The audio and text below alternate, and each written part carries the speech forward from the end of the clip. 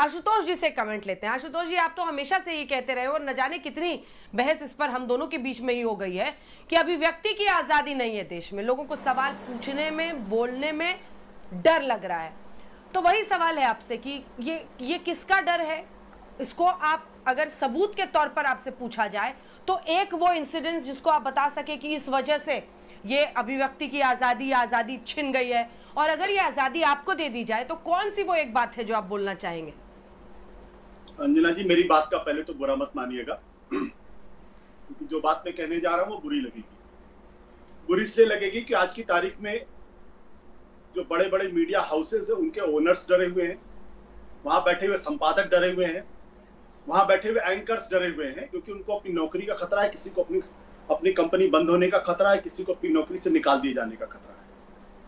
कुछ लोग हैं जो बोल रहे हैं, अभी भी कुछ लोग हैं जो बोलते हैं, और वो हिम्मत से बोलते हैं। कब तक बोलेंगे भगवान जाने। इसी देश के अंदर एक टीवी चैनल ने सिर्फ न्यूट्रल पोजीशन रखने की कोशिश की, उस चैनल को बर्बाद करने में किसी तरीके की कोई कोर कसर नहीं छोड़ी गई। विनोद दुआ जैसे आदमी के खिलाफ जिस तरीके से बर्ताव किया गया, जिस तरीके से व्यवहार किया, वो सबको मालूम है। जिन जिन लोगों को नौकरियों से निकाला गया वो सबको मालूम है। तो आपको इलेक्शन कमीशन में अगर लवासा साहब एक सवाल पूछ देते हैं तो उनके खानदान के ऊपर सारे चार्जेस हो जाते हैं, सब उनके करने लगता है। सब कुछ इस देश के अंदर हो रहा है, और अभी मुझे जो चीज स्वयं सिद्ध है उसको बताने की जरूरत नहीं है।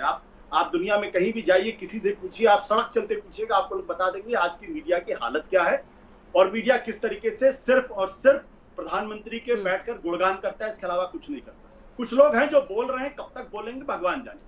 ये जो वाजपेयी जी अभी कह रहे थे ना कि इमरजेंसी, एक मैं अपनी बात पूरी कर, एक मिनट में, अभी वाजपेयी जी कह रहे थे इमरजेंसी लगाने की जरूरत नहीं। ये जो आप तमाम मीडिया हाउसेस की बात कर रहे हैं, एक सेकंड सर, ये जो तमाम मीडिया हाउसेस की आप बात कर रहे हैं, ये आपके कल्पना के पंख हैं या आपके पास इसका प्रमाण है? ए दूसरी बात, आप जो ये हमेशा भय डर की बात करते हैं, ये सिर्फ इसलिए है क्या क्योंकि जैसा मुझे याद है जब आप मीडिया में थे तब भी एक चैनल में बहुत लोगों की नौकरी गई थी, तब तो किसी संपादक की हमने आवाज नहीं सुनी थी उनके हक में।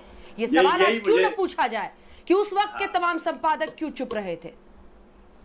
मुझे लगता है कि जो सवाल आप मुझसे पूछ रहे हैं, ये सवाल तो आपको खुद अपने आप से पूछना चाहिए था, कि जो सवाल आप मुझसे पूछ रहे हैं खुद अपने आप से पूछना चाहिए था। मैं आज भी सुनना चाहता हूं कि ऐसे बहुत बड़े, क्योंकि आप वहीं पर थे जब आप मीडिया में थे, तब का सवाल है। मुझे तो सुन लेने दीजिए ना, आपने मुझे बुलाया तो ये जब आप मीडिया में थे, उस चैनल में थे, तभी का सवाल है।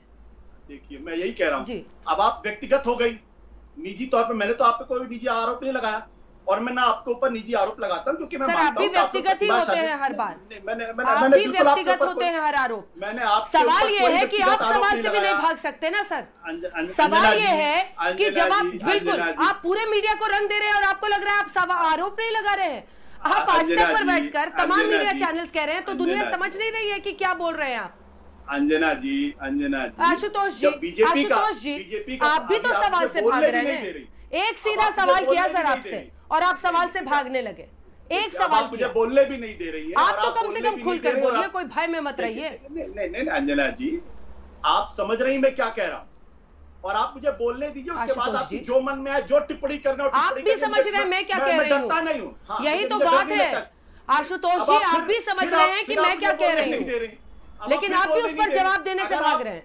अगर आप जवाब दीजिए ना सर मेरे सवाल का। मेरे सवाल का जवाब दीजिए। आपका काम था वहां बैठकर कि आप दोनों पक्षों की बातों को सुने। मैंने भी कुछ साल एंकरिंग की, मुझे बताने की जरूरत नहीं है। आपका काम था नौकरी में रहते मीडिया में, तब भी आप अपनी आवाज उठाते। आपका काम था कि जब आप नौकरी में थे तो आप आवाज उठाते, लेकिन जब आप बाहर आ गए, पॉलिटिशियन बन गए और अपनी जाके बताने लगे विधानसभा चुनावों के लिए, ऐसे हो सकता है सर? नहीं, आपने मीडिया पर सवाल खड़े किए, इसलिए मुझे पूछना जरूरी है। आपकी भी ये जिम्मेदारी थी कि जब आप नौकरी में थे तब आप बोलते ना, तब हम मानते कि आप भयहीन हैं। मैं वही, तब हम मानते आप भयहीन हैं, लेकिन अब बाहर से आप सब पर उंगली खड़े करें। आप नौकरी जब कर रहे थे तब आपने आवाज बुलंद नहीं की, तो फिर सवाल पूछा जाएगा ना सर। आशुतोष जी, एक जवाब दे दीजिए। इतना व्यक्तिगत होने की आशुतोष जी, ये शुरू आपने किया है। आप पूरे के पूरे मीडिया को रंग देंगे तो कोई तो आपसे सवाल पूछेगा, कोई तो आपसे सवाल पूछेगा। आप मुझे बोलने भी नहीं दे रही। देखिए ये अद्भुत स्थिति पैदा हो गई है।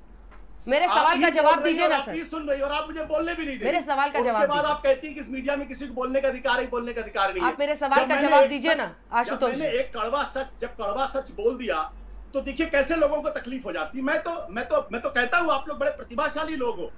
कड़वा सच या कड़वा झूठ ये आप तय नहीं करेंगे ना। तारीख में काल्पनिक बातों पर नहीं हो सकती। अगर आधार है, प्रमाण है तो सामने रखिए। किसी भी टीवी एंकर की हैसियत नहीं है, औकात नहीं है। आधार है, प्रमाण है तो सामने रखिए। सुन लीजिए, आज आप टीवी पे बैठे हैं। सुन लीजिए मेरी बात। आज आप टीवी पे बैठे हैं, सुनिए मेरी बात। खूब है। और हम लोगों ने सवाल पूछे हैं। ये तो आप है जो सुनते नहीं है। ये तो आप है जो आज तक पर बैठकर अक्सर मोदी की प्रशंसा करते हैं। अपना महिमा मंडल आपको दिखता नहीं है। आप सोचते हैं कि आप यहाँ बैठकर अपनी अपनी बातें कह देंगे तो ये गलत है। मुझे अब अगले मेहमान के पास जाना पड़ेगा क्योंकि आप बेबुनियादी आरोप लगाने के लिए यहाँ पर बैठे हैं और इसकी इजाजत आपको नहीं मिल सकती है। मैंने आप एक बार आशुतोष जी और संबित पात्रा जी भी आपस में थोड़ी बात कर ले।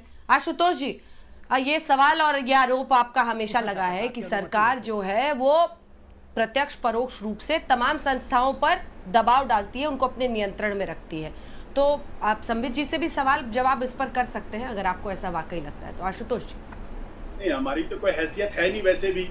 और संबित जी तो बहुत बड़े नेता हैं। अभी मैंने देखा संबित जी 5 मिनट तक नॉन स्टॉप बोल रहे थे और उनको किसी ने टोका भी नहीं, उनको किसी ने रोका भी नहीं।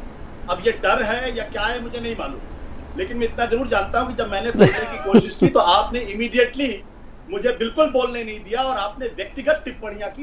मैं भी बहुत निजी टिप्पणियां कर सकता हूं, मेरे पास भी बहुत सारी जानकारी होती, लेकिन मैं उस गरिमा को नहीं लाना चाहता। क्योंकि आपने भी व्यक्तिगत टिप्पणी की थी सर। आप बार बार आरोप लगा रहे हैं। आप भी नहीं, आप मेरे प्रोफेशन पर, आप तमाम मीडिया हाउसेस पर जब आप आरोप लगा रहे हैं तो आपको जवाब मिलेगा। ये मत सोचिए कि जवाब नहीं मिलेगा। ठीक है, मुद्दे पर आइए ना, सरकार से सवाल पूछिए ना सर। अरे छोड़िए ना, आप लोग सरकार सवाल पूछने में आप लोग डरते हैं बुरी तरीके से।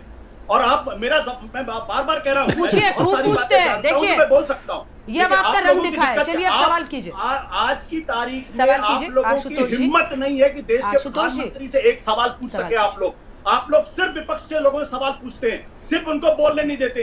एक बार तो कम से कम जिस दिन किसी को आपके सर्टिफिकेट की जरूरत पड़ जाएगी वो दुर्भाग्यपूर्ण दिन होगा। सवाल कीजिए, टॉपिक पे आइए, टॉपिक पे आइए, आप लोग ये ड्रामा टॉपिक पे आइए। बंद कर दीजिए।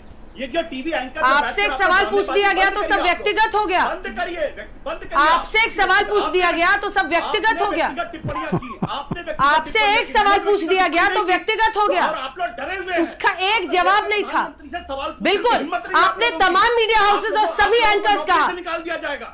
आपने देखिए, आप लोगों की आ गए। आप यही आप कहना चाह रहे थे। ये दुर्भाग्यपूर्ण है। और बता दो आशुतोष गुप्ता जी, आशुतोष गुप्ता जी, ये दुर्भाग्य